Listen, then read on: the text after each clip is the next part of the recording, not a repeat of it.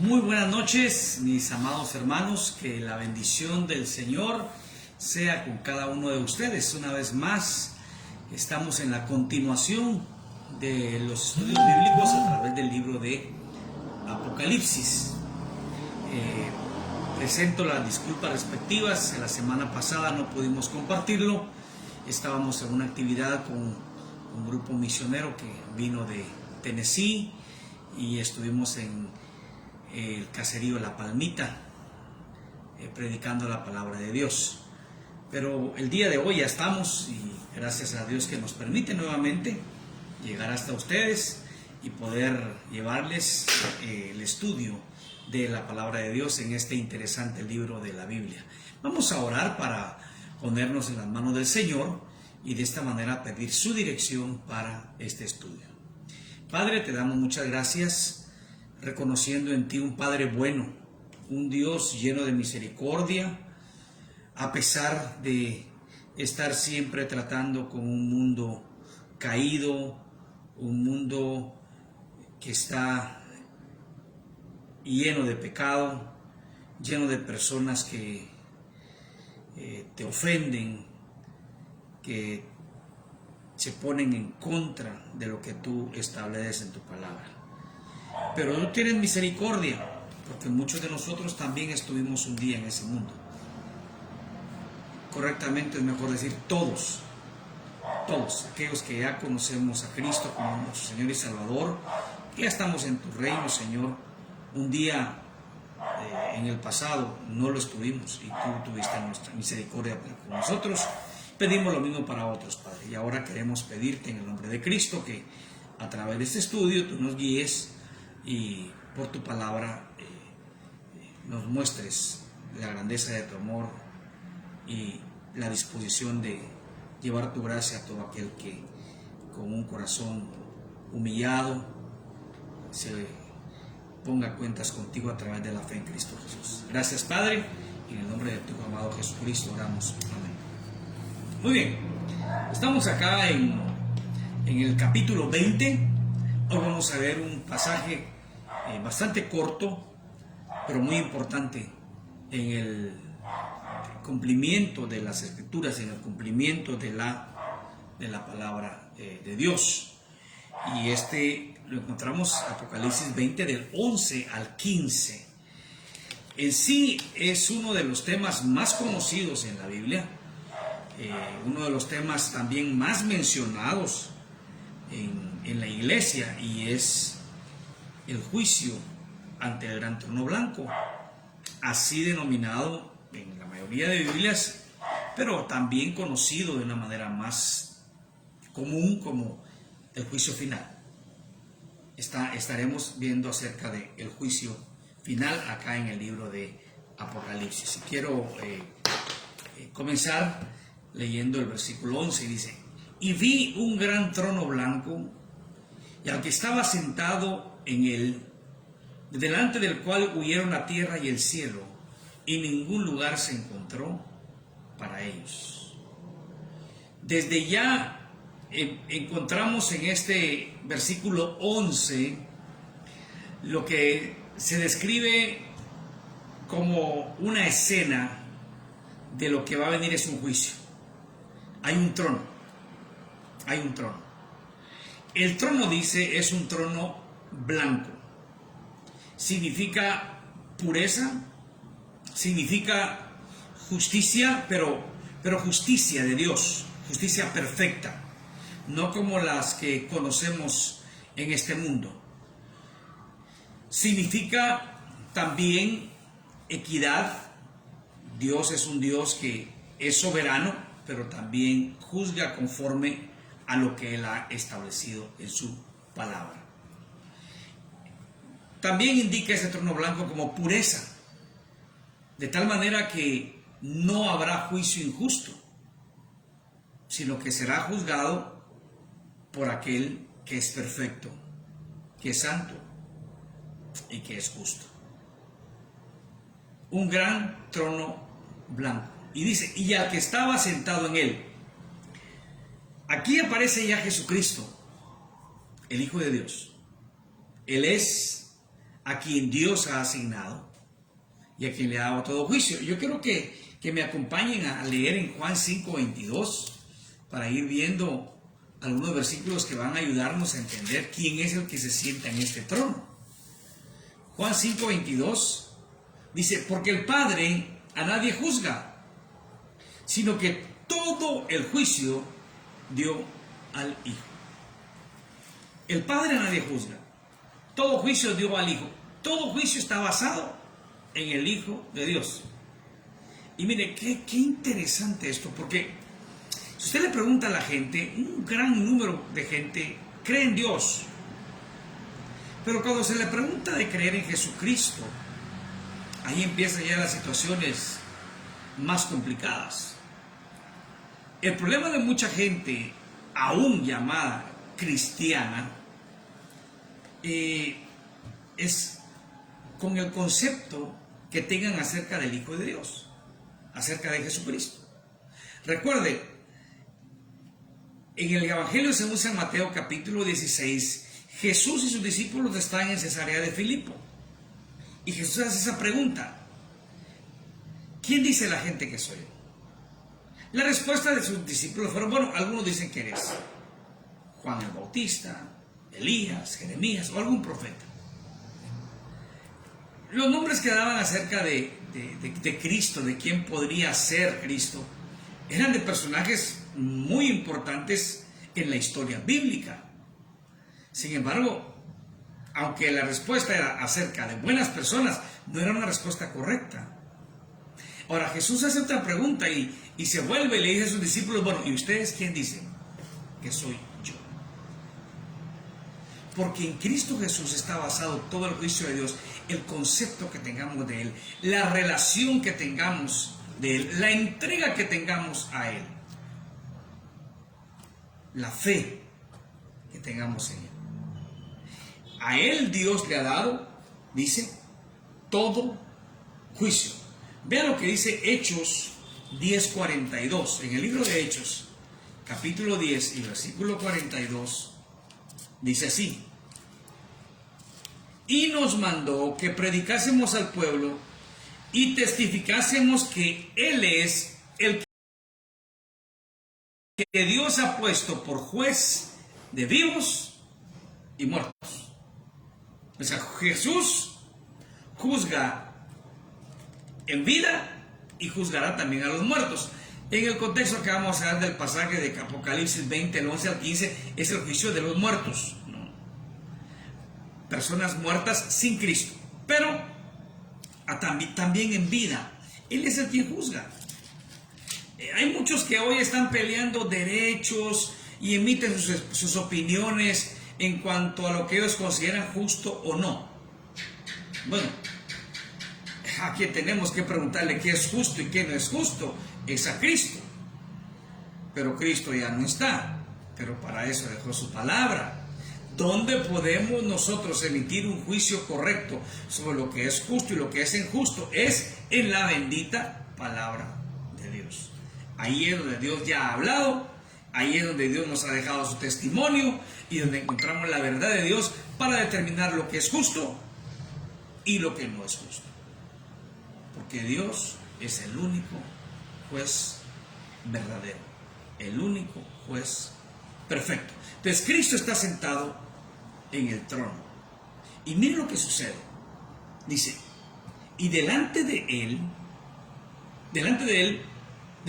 cual, huyeron la tierra y el cielo, y ningún lugar se encontró para ellos. En el capítulo 21, vamos a ver más adelante, la próxima semana, que hay cielo nuevo y hay tierra nueva. Aquí se nos habla de que la tierra y el cielo huyeron delante del juez, delante de Jesucristo. Y vamos a ayudarnos ahora con la segunda carta del apóstol Pedro, capítulo 3, versículos del 10 al 13. Segunda carta del apóstol Pedro, capítulo 3, del 10 al 13. Dice: pero el día del Señor vendrá como ladrón en la noche, en el cual los cielos pasarán con grande estruendo, y los elementos ardiendo serán deshechos, y la tierra y las obras que en ella hay serán quemadas. Puesto que todas estas cosas han de ser deshechas, ¿cómo no debéis vosotros andar en santa y piadosa manera de vivir, esperando y apresurándoos para la venida del día de Dios, en el cual los cielos encendiéndose serán deshechos, y los elementos siendo quemados se fundirán? Pero nosotros esperamos, según sus promesas, cielos nuevos y tierra nueva, en los cuales mora la justicia. Ya Pedro ha hablado de eso en su segunda carta, pero aún en el Antiguo Testamento, el profeta Isaías, en el capítulo 34 de su libro y versículo 4, escribe lo siguiente: y todo el ejército de los cielos se disolverá, y se enrollarán los cielos como un libro, y caerá todo su ejército como se cae la hoja de la parra y como se cae la de la higuera.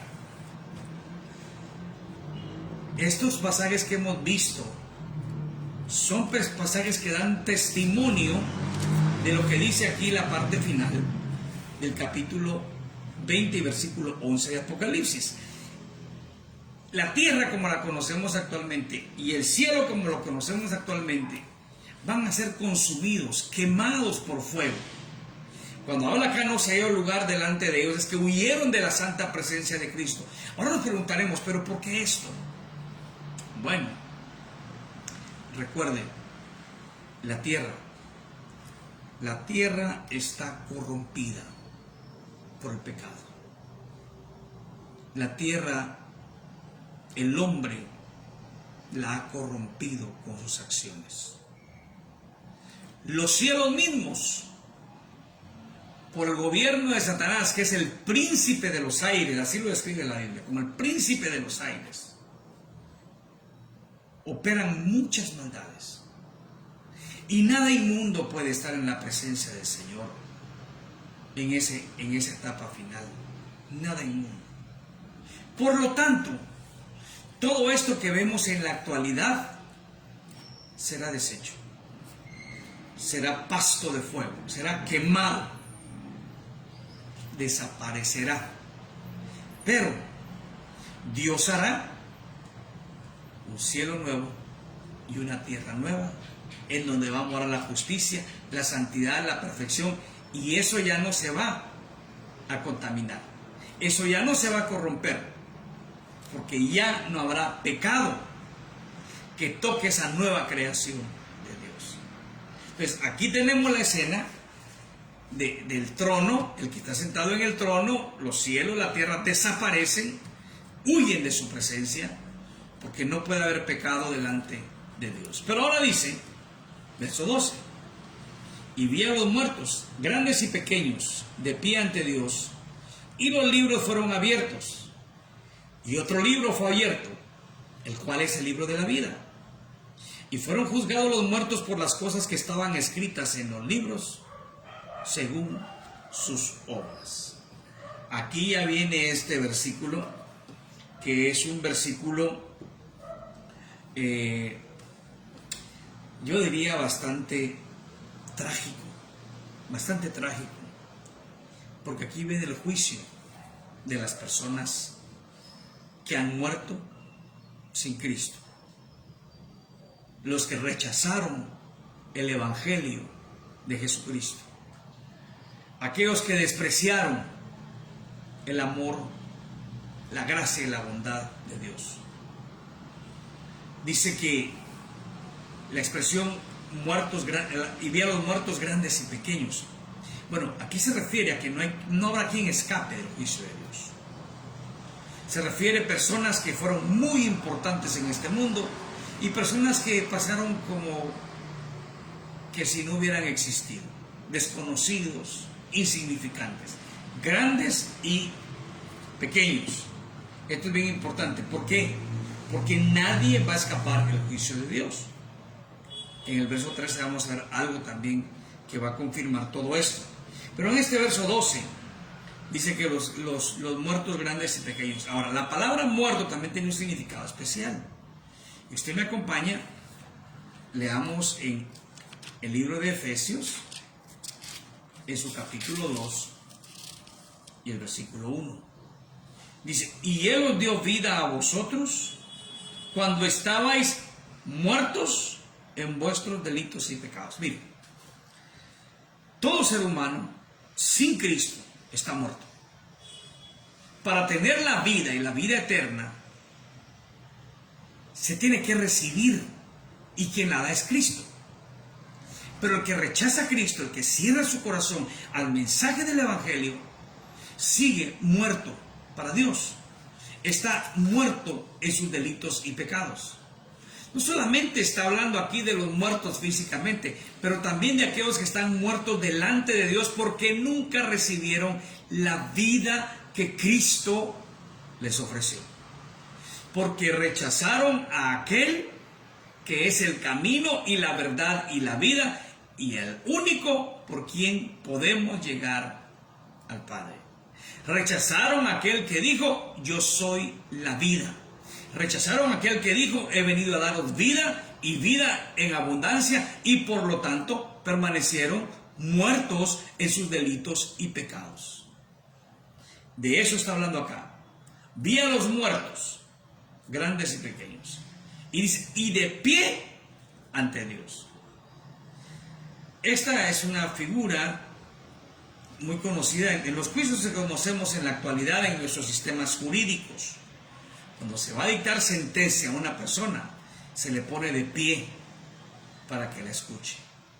Esta es la escena que estamos viendo acá. Esta es la escena de los muertos, grandes y pequeños, todos los seres humanos que murieron sin Cristo, vienen y ahora están de pie para esperar su sentencia delante de Dios. Cabe mencionar algo. No hay jurado que vaya a debatir sobre la culpabilidad de la gente. Solo hay un juez que ya ha determinado esa culpabilidad y que está presto a dictar sentencia hacia aquellos que despreciaron su regalo de vida eterna. De pie ante Dios. Y los libros fueron abiertos. Los libros fueron abiertos. Bueno, vamos a hacer mención ahí, dice, vamos a ir un poquito más adelante. Dice, y otro libro fue abierto, el cual es el libro de la vida. Aquí vamos a hacer un paréntesis. Vamos a ver, los libros fueron abiertos.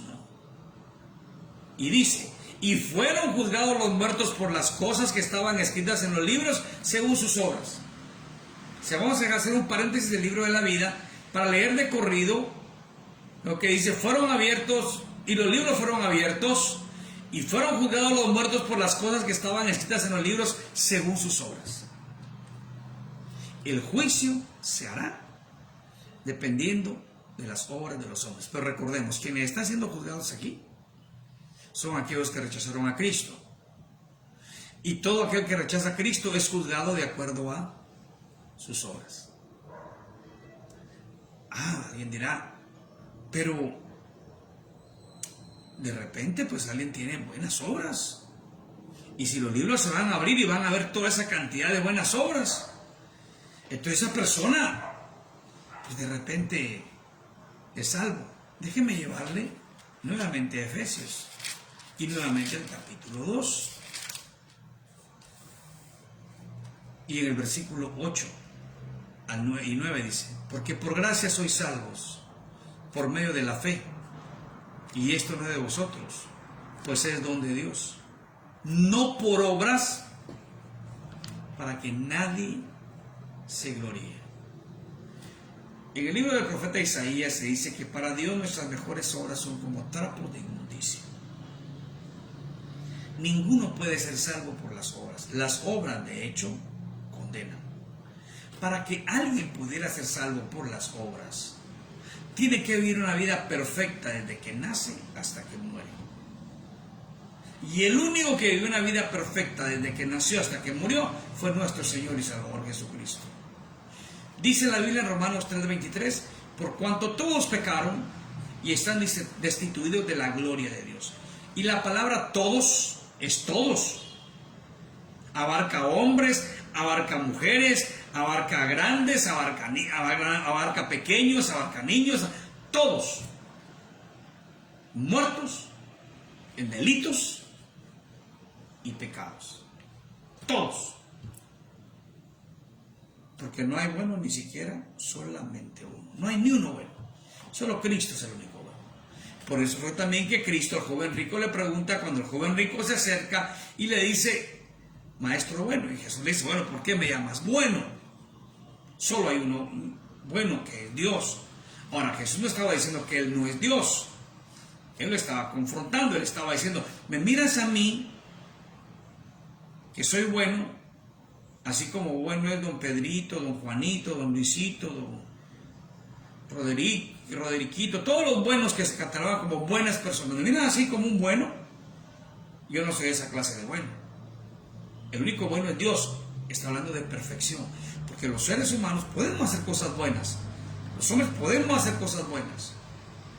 Pero no somos perfectos. Entonces, cuando se juzga por las obras, nadie puede ser salvo. Y cuando la persona rechaza el Evangelio de Jesucristo, lo único que le queda es ser juzgado por sus obras. Y si es juzgado por sus obras, esa persona será condenada. Dios, por supuesto, en su amor, en su bondad, en Cristo ha dado la solución. Pero si la persona rechaza a Cristo, estará de pie delante de Dios, expuesta a ser juzgada por sus obras. Y entonces, todo lo que le espera es sentencia de condenación. Hay algo más que tenemos que ver acá. Fíjese que son juzgadas según sus obras. Pero esas obras están escritas, dicen los libros. Todo lo que el ser humano hace, Dios tiene un registro de ello en el cielo. Aun cuando sea solo malos pensamientos, porque aún Dios juzga las cosas escondidas de los hombres. O palabras obscenas, o acciones que no honran a Dios. Todo eso vendrá a juicio delante de Dios. Y repito, nadie podrá ser salvo por obras. Porque si alguien pudiera ser salvo por obras, podría gloriarse de su salvación. Pero en la salvación, toda la gloria es para Dios. Ahora, veamos, sigamos viendo. Y dice, y otro libro fue abierto, el cual es el libro de la vida. Otro libro. Vamos a ir al libro de Daniel, capítulo 12 y versículo 1. Y vamos a ver a esto que se refiere. Dice, en aquel tiempo se levantará Miguel, el gran príncipe que está de parte de los hijos de tu pueblo, y será tiempo de angustia, cual nunca fue desde que hubo gente hasta entonces. Pero en aquel tiempo será libertado tu pueblo, todos los que se hallen escritos en el libro. Bueno, está hablando acerca de los males que pueden venir, pero también que hay un libro que es el libro de vida eterna. Vamos a ver en el libro de Lucas también, Evangelio de Lucas, su capítulo 10 y el versículo 20, que dice, pero no os regocijéis de que los espíritus se os sujetan, sino regocijaos que vuestros nombres están escritos en los cielos. Se recuerda, era cuando Jesús envió a los 70, regresan muy contentos de todo lo que habían hecho, los milagros, la expulsión de demonios. Y en ese momento, ese no debe ser el motivo de gozo. El motivo de gozo es que sus nombres estén escritos en los cielos, sinónimo de el libro de la vida. Ahora, aquí me detengo, mis hermanos, un momento, para que meditemos. Nuestros nombres, los nombres de aquellos que hemos confiado en Cristo como nuestro único Señor y Salvador, ya están escritos en el libro de la vida. Valoremos el hecho de que nosotros no vamos a estar de pie en este juicio delante del juez justo, porque ya Dios, por la fe en Jesucristo, nos ha regalado la salvación. Este juicio del gran trono blanco es para aquellos hombres que rechazaron el mensaje del Evangelio. Ahora, quisiera ver un poquito acerca de quién son esos hombres. Si vamos un poquito más adelante, en Apocalipsis 21:8, dice: pero los cobardes e incrédulos, los abominables y homicidas, los fornicarios y hechiceros, los idólatras y todos los mentirosos tendrán su parte en el lago que arde con fuego y azufre, que es la muerte segunda. Miren, ahí menciona pecados groseros, pecados por los cuales la gente sufre vergüenza, homicidas, fornicarios, hechiceros, idólatras. Pero también menciona pecados que a los hombres a veces no les parece tan malos: los mentirosos, la mentira. La mentira no debe ser característica en alguien que se diga creyente, porque el padre de mentira es Satanás. El creyente debe andar en la verdad y debe hablar la verdad.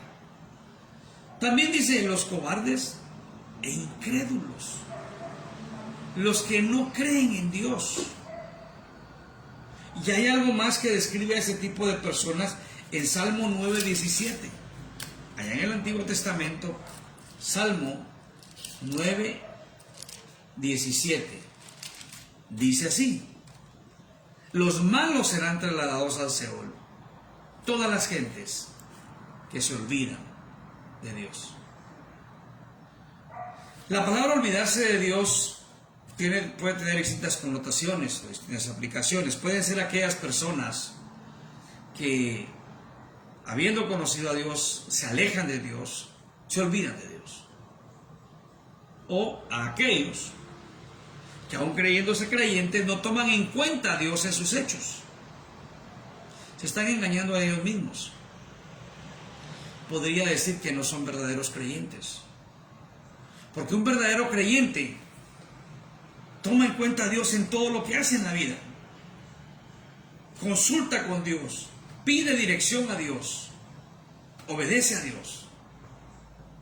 No es perfecto, pero su lucha diaria es tratar de serlo, tratar de agradar a Dios. Y Dios lo va perfeccionando a uno día a día. Es un proceso hasta que Cristo venga. Pero cada día debemos de superar la desobediencia que tenemos a Dios para convertirnos cada día más y más en personas fieles a Jesucristo.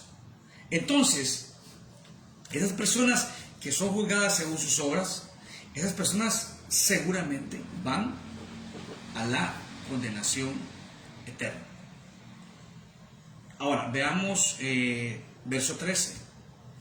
Y el mar entregó los muertos que había en él, y la muerte y el Hades entregaron los muertos que había en ellos, y fueron juzgados cada uno según sus obras.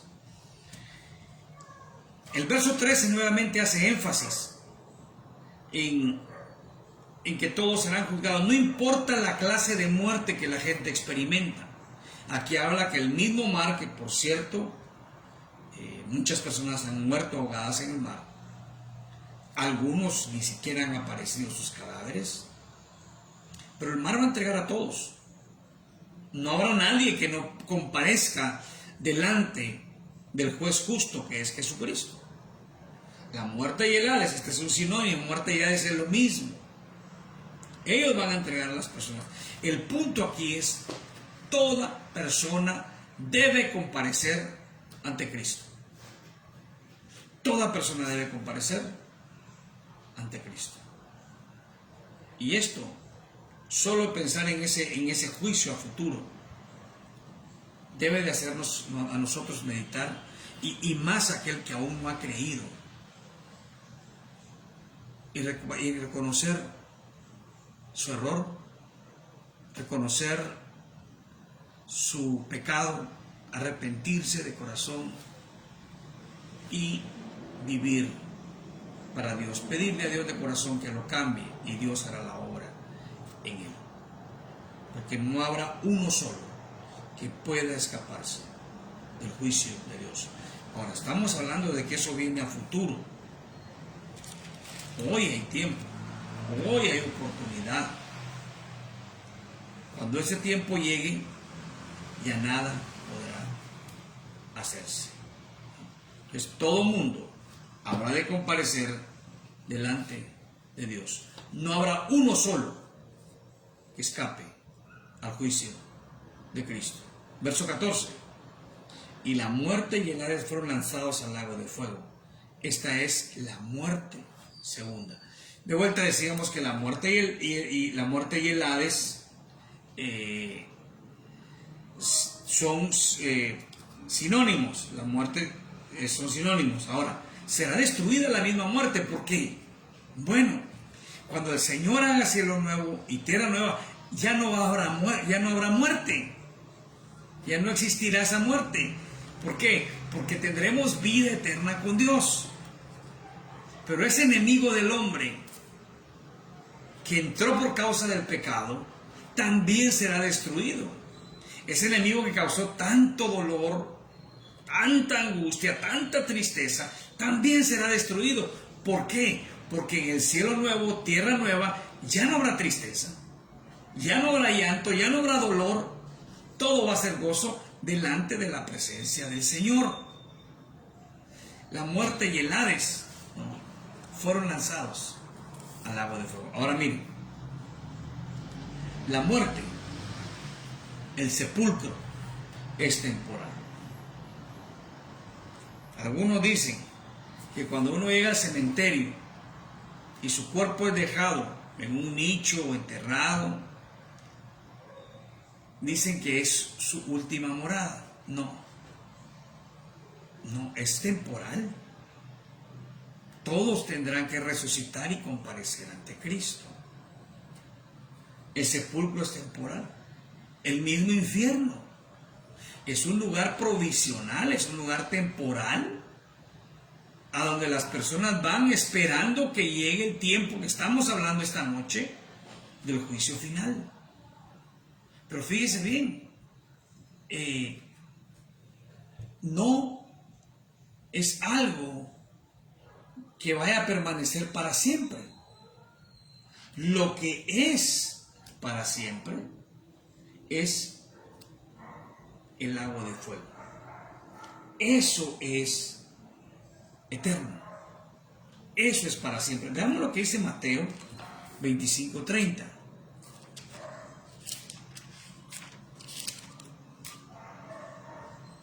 Dice: y al siervo inútil echadle en las tinieblas de afuera. Allí será el lloro y el crujir de dientes. Luego Marcos 9:46. Dice: donde el gusano de ellos no muere y el fuego nunca se apaga. Se refería a Jesucristo a esto de lo que estamos hablando acá, el lago de fuego. Allí estará Satanás, el falso profeta, la bestia y todos los demonios que acompañaron a Satanás a su rebelión en el cielo, y todas las personas que no quisieron seguir a Cristo, que no quisieron arrepentirse de sus pecados para ser perdonados, sino que continuaron en sus maldades. Toda persona comparecerá delante de Cristo, y en este juicio final será el juicio de sentencia para aquellos que no reconocieron a Jesucristo mientras tuvieron la oportunidad en esta vida como su Señor y Salvador. Isaías 25:8 también ya ha hablado en el Antiguo Testamento acerca de esta situación. Dice Isaías 25:8: destruirá a la muerte para siempre, y enjugará Jehová el Señor toda lágrima de todos los rostros, y quitará la afrenta de su pueblo de toda la tierra, porque Jehová lo ha dicho. Bueno, aquí está hablando de creyentes, pero pongamos atención solamente a que la muerte va a ser destruida, la muerte va a ser lanzada al lago de fuego, ¿no? Para quitarla, porque es el enemigo final de todos los hombres. Ahora, una mención más, quisiera ver en Juan 5, 28 y 29. Juan capítulo 5, Evangelio según San Juan, capítulo 5, versículos 28 y 29. Dice: no os maravilléis de esto, porque vendrá hora cuando todos los que están en los sepulcros oirán su voz, y los que hicieron lo bueno saldrán a resurrección de vida, mas los que hicieron lo malo a resurrección de condenación. Ahora, ¿qué es hacer lo bueno? Porque alguien puede confundirse ahí con obras. A Jesucristo también le preguntaron eso: ¿qué obras debemos hacer? El Señor dijo: que creáis en el Hijo de Dios. Ninguna obra que el ser humano haga lo salva. La fe en Cristo es lo único que puede salvar de la condenación al ser humano. Pero como dice ahí Juan, algunos cuando venga esa resurrección resucitarán para vida. Pero estos son aquellos que ya se han ido con Cristo, que ya vienen con Cristo. Este pasaje nos habla de los segundos, los que son resucitados para condenación, que se han condenado por rechazar a Jesucristo. Y sabe, hay mucha gente que puede pensar: bueno, pero eso es injusto. No, no es injusto. Dios no es injusto, porque Dios ha dado oportunidad. Este es el tiempo, este es el día en que Cristo puede seguir salvando y quiere seguir salvando, pero no salva, no porque Él no quiera, sino porque el hombre no quiere, porque el hombre rechaza, porque el hombre le dice: no, yo estoy bien así como estoy viviendo bien así como estoy. Y lamentablemente no se dan cuenta que corren un grave peligro, porque están expuestos a morir, y cuando llegue ese momento ya nada podrá hacerse por él. Llegamos al versículo 15, que dice: y el que no se halló inscrito en el libro de la vida fue lanzado al lago de fuego. El que no se halló inscrito en el libro de la vida. Mira qué interesante. El libro de la vida es un libro que Dios ha escrito. Ya lo ha escrito. Pero ¿será que pueden salvarse más todavía? Sí. Pero ella los tiene en su lista. Entonces, cuando nosotros vemos que el que no se haya inscrito en el libro de la vida fue lanzado al lago de fuego, es porque esa persona, de vuelta, lo repito, ha rechazado a Jesucristo como su único Señor y Salvador. Y la gente no se asusta por esto. Alguien dice: no, es que yo no quiero aceptar a Cristo asustado. Mire, no importa cómo lo acepte, lo importante es que lo acepte. Pero yo quiero aceptarlo por amor. Sí, lo va a llegar a amar, pero esto que le haga recapacitar, porque si la persona no se arrepiente, lo que le espera es la condenación eterna. Yo quiero leer algunas líneas de un himno que se escribió acerca de este tema. Dice: ¿cómo puedes pecar sin temor contra Dios, echando en olvido su amor? ¿Cómo puedes vivir rechazando la voz de Cristo, tu buen Salvador? ¿Cómo puedes pensar que al infierno tú vas sin estremecerte de horror, sin pedir a tu Dios mientras haya lugar que tenga de ti compasión? Cuando Dios haya puesto su trono de luz, llamándote a su tribunal, y buscares en vano refugio en Jesús, qué espanto y terror sentirás.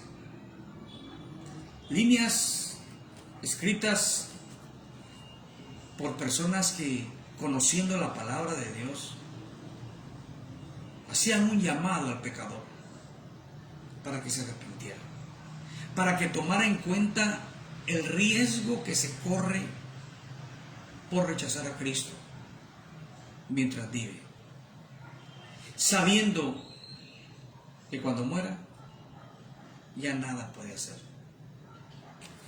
Cristo habló mucho del infierno y de la condenación. De hecho, habló más de ello que del mismo cielo, para prevenir al hombre de que no fuera a aquel lugar, para hablar al corazón de los hombres, para que vinieran al arrepentimiento. Porque hay algo que tenemos que dejar muy en claro, y quiero decirle esto a manera de resumen de este estudio. Primero, hay certeza del juicio, y nadie lo puede evadir, como nadie lo puede negar. Es un hecho real que sucederá en el tiempo que Dios ya tiene dispuesto. El propósito del juicio en este pasaje no es determinar si vas a la gloria con Dios o a la condenación. No, aquí ya está. En este pasaje que hemos estudiado, es el juicio para sentencia de los condenados. Ya nada se puede cambiar. Número 3, el juicio será justo, porque será hecho en base a lo que dice la palabra eterna de Dios. El juicio será imparcial, no habrá favoritismos, será juzgado conforme el conocimiento del Dios que todo lo conoce. Será final, no habrá apelaciones, no habrá amparos, ya no habrá oportunidad, ya es el juicio final. Y es la palabra de Dios lo que determina. Ninguna religión lo puede salvar a uno, ninguna denominación, ninguna iglesia. No habrá base para decir: es que yo fui bautista, pero ¿cómo viviste? Es que yo me bauticé, pero ¿cómo viviste? Es que yo hice esto. Recuerda que Jesús dijo: no todo el que me llama Señor, Señor entrará en el reino de los cielos, sino el que hace la voluntad de mi Padre. Y la sentencia del juicio será el lago de fuego. Es el lago que nunca se apaga. Y el juez es uno: Cristo Jesús. El que juzga con justicia verdadera. El que juzga sin corrupción. Su juicio es puro, su juicio es santo, su juicio es justo. Espero, mi amado, usted que me está viendo, que usted no sea uno de los que va a estar en pie en este juicio que hemos hablado, sino que usted ya esté preparándose para reinar con Cristo. Y la única manera de hacerlo es poniéndose a cuentas con Dios a través de la fe en Jesucristo, confiando que Cristo es el único Señor y Salvador, que en la cruz del Calvario Él precisamente recibió sobre sí mismo la condenación que nosotros merecíamos, porque en su persona, en su cuerpo fueron juzgados nuestros pecados, para que nosotros no aparezcamos en este juicio. Pero recuerde también que la profesión de fe, como le llaman muchos, solamente es verdadera si el testimonio de la persona es limpio. Pero pastor, entonces es por obras. No, porque las obras no le dan a uno la salvación, pero la salvación produce obras que glorifican a Dios. Así es que, mi amado, si usted ha creído a la verdad, ande en la verdad, para que esté completamente seguro que usted no llegará a este juicio, sino que usted reinará para siempre con Cristo Jesús. Vamos a orar. Padre, gracias por tu palabra, y en el pasaje que hoy hemos estudiado es una advertencia para aquellos que aún quieren continuar en sus caminos de maldad, en sus hechos de vergüenza, en sus ofensas contra ti, para que se arrepientan de todo corazón y pongan su fe en Jesucristo, se humillen en tu presencia y reciban de ti lo que necesitan: el perdón de sus pecados y la vida eterna. Los encomiendo en tus manos de amor, y aquellos que aún no han puesto su fe en Cristo, Señor, por favor, abra sus corazones. Y nosotros, aquellos que ya hemos creído, que confiamos que solamente Él es el único que puede darnos salvación, que vivamos vidas que manifiesten que Cristo es nuestro Señor, mostrándolo a través de hechos y obras que den gloria a tu nombre. No para que por ellas ganemos la salvación, sino para que por medio de ellas mostremos que la salvación que Cristo ganó y nos regaló es real en nuestras vidas. Gracias, Señor. Recibe tú siempre y solamente tú la honra y la gloria. En el nombre precioso de Cristo Jesús. Amén y amén. Que Dios bendiga su vida. Primeramente Dios, nos vemos el próximo jueves. Ya estamos llegando a la parte final del libro de Apocalipsis. Nos quedan 2 capítulos más por estudiar, y espero que este estudio haya sido de bendición para su vida. Muy buenas noches. Dios le bendiga a usted y a su familia.